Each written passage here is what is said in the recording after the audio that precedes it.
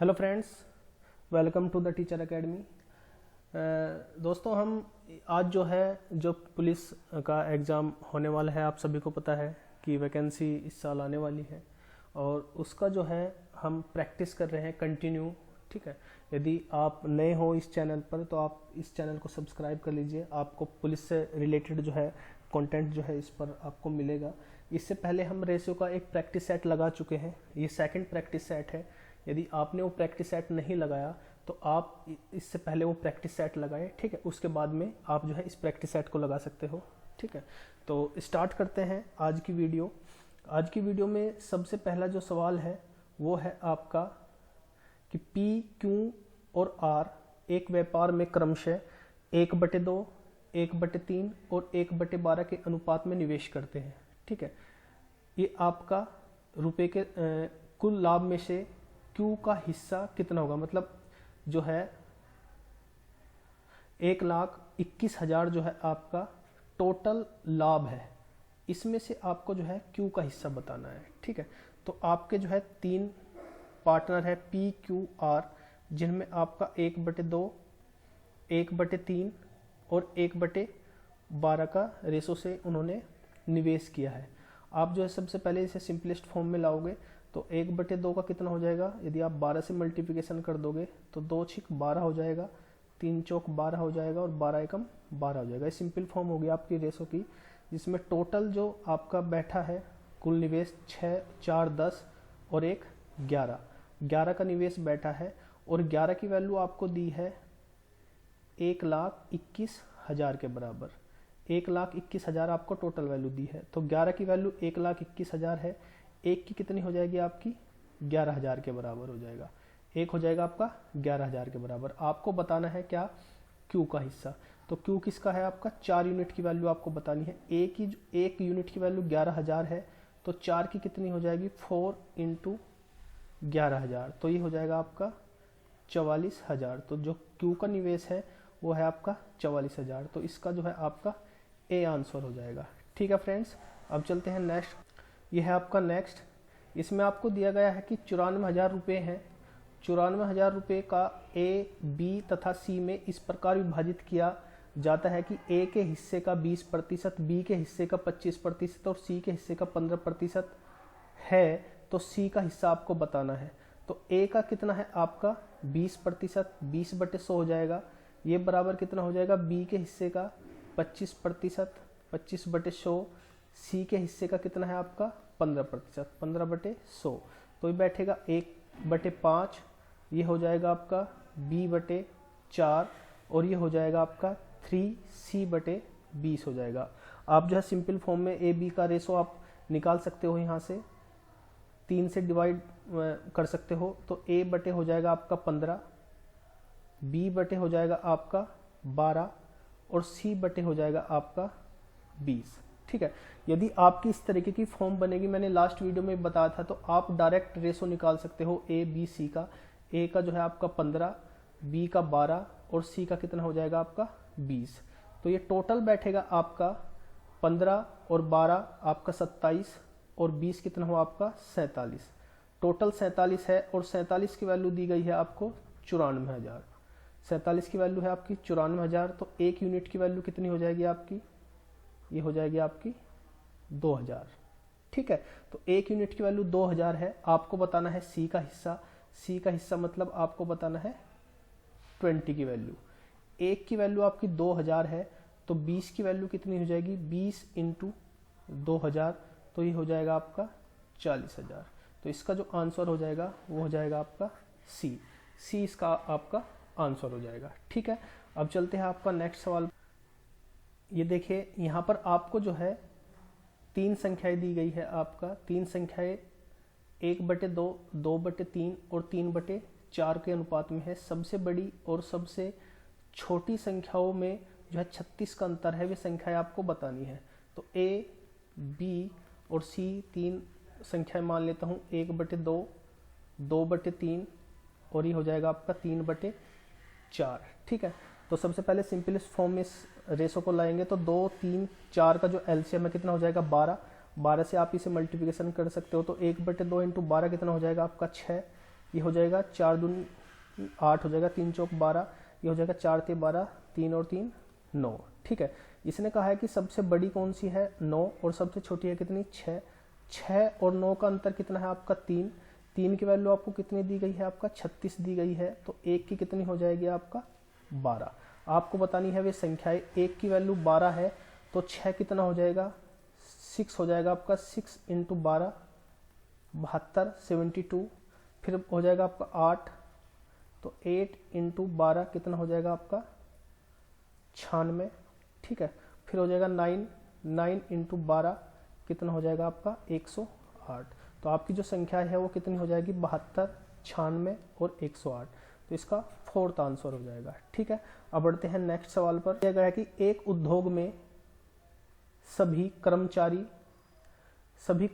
का औसत मासिक वेतन जो है 12,000 रुपये है, जिनमें से पुरुष कर्मचारियों का औसत वेतन जो है 15,000 रुपये है, महिला कर्मचारियों का जो है 8,000 रुपये है। तो पुरुष एवं महिला कर्मचारियों का अनुपात बताना है।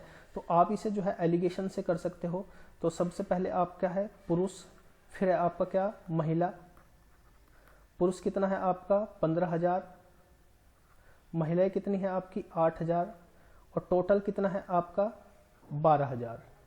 तो आप एलिगेशन लगा सकते हो।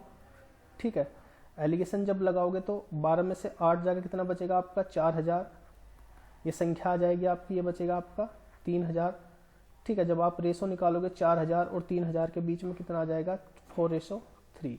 तो कितना रेशो हो जाएगा आपका 4:3। तो आपका आंसर हो जाएगा आपका सी। ठीक है, चलते हैं अब नेक्स्ट। इसमें दिया गया है आपको एक महिला और उसकी पुत्री की औसत आयु, एक महिला और उसकी पुत्री की औसत आयु आपको 21 वर्ष दिए गए हैं। उनकी आयु का अनुपात क्रमशः 5:1 है। तो 5 वर्ष बाद उनकी आयु का अनुपात आपको बताना है।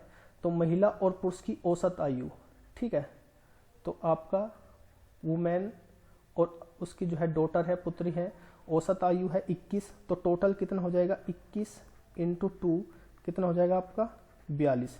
तो दोनों की जो योग है, दोनों की आयु का कितना है 42। और रेशो कितना दिया गया है आपको 5:1 का रेशो दिया गया, मतलब 6 की वैल्यू कितनी दी गई है आपको 42।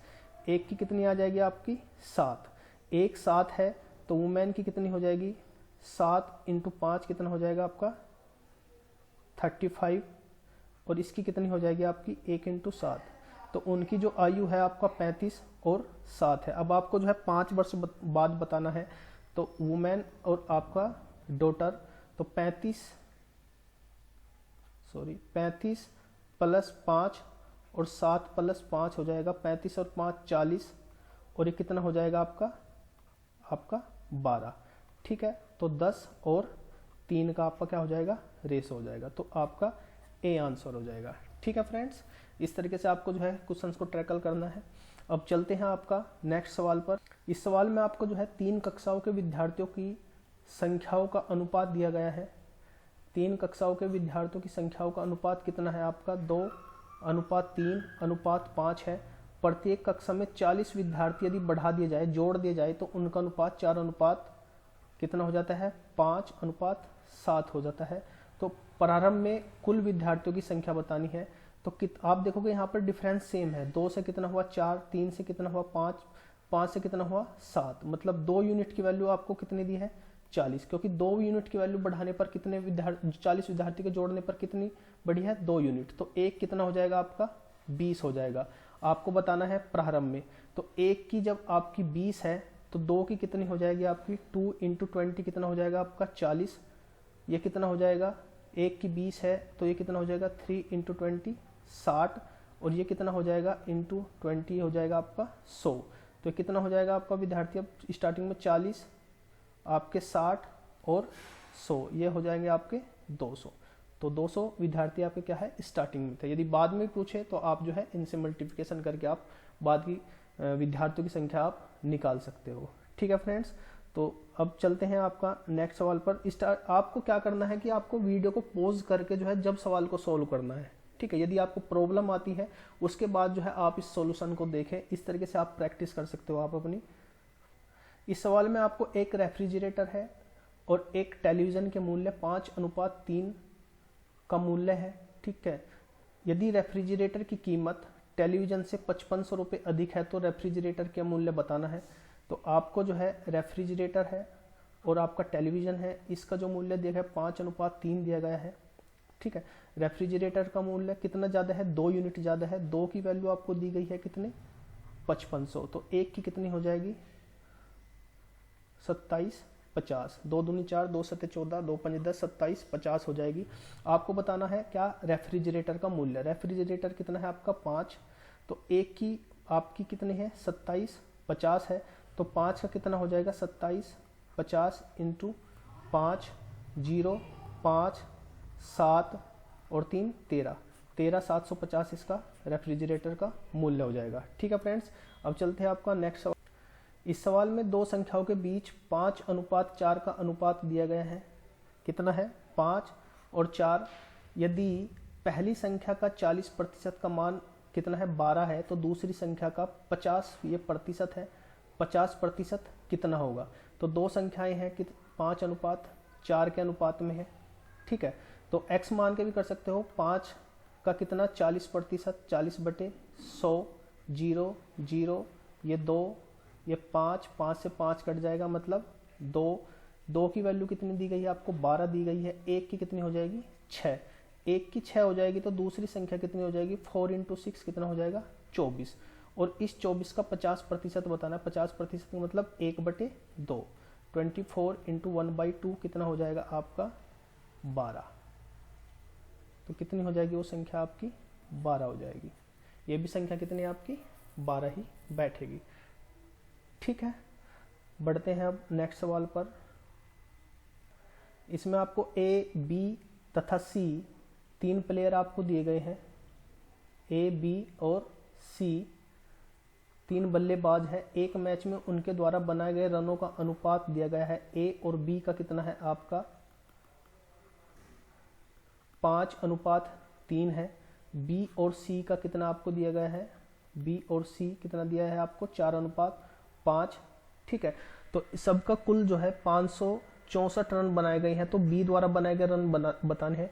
मैंने आपको पहले भी बताया, यदि आपको इस तरीके से निकालना है, इनका रेशो निकालना है और ए बी और बी सी आपको दिया गया है, तो ये तरीका आप अपना सकते हो। तो A/B/C कितना हो जाएगा। ए के लिए क्या करेंगे, इसमें मल्टीप्लिकेशन करेंगे 20।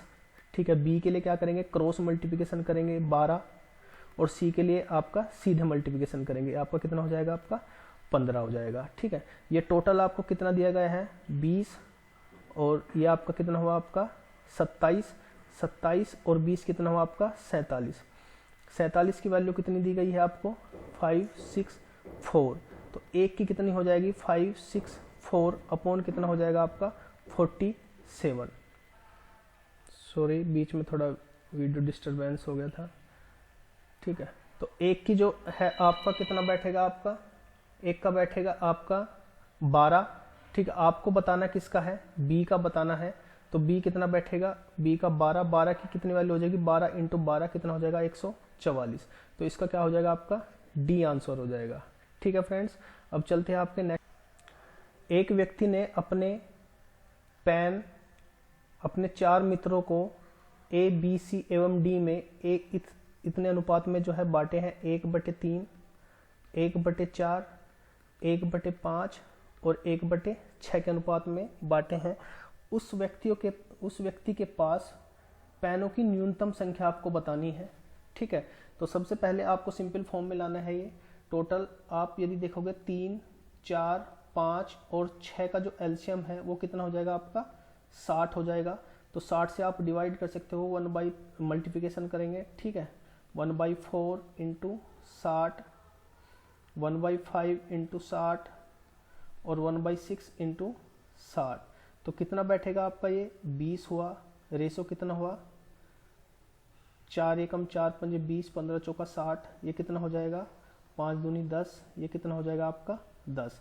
तो टोटल आप देखोगे तो कितना बैठेगा आपका 25 और 10, 35 और 12 आपका 57। ठीक है, कितना बैठेगा आपका 57। तो ये आपका क्या है मिनिमम पेन है। ये क्या है आपका मिनिमम पेन है। ठीक है फ्रेंड्स, ये आपका ए आंसर हो जाएगा। यदि आप सबको ये वीडियो अच्छी लगी है तो आप इस पर जो है कमेंट करिए और शेयर कीजिए, ज़्यादा से ज़्यादा लाइक कीजिए, ठीक है। इसी तरीके की वीडियो आपको जो है आगे मिलती रहेगी। इस वीडियो में इतना ही, मिलते हैं फिर नेक्स्ट वीडियो में। Thank you.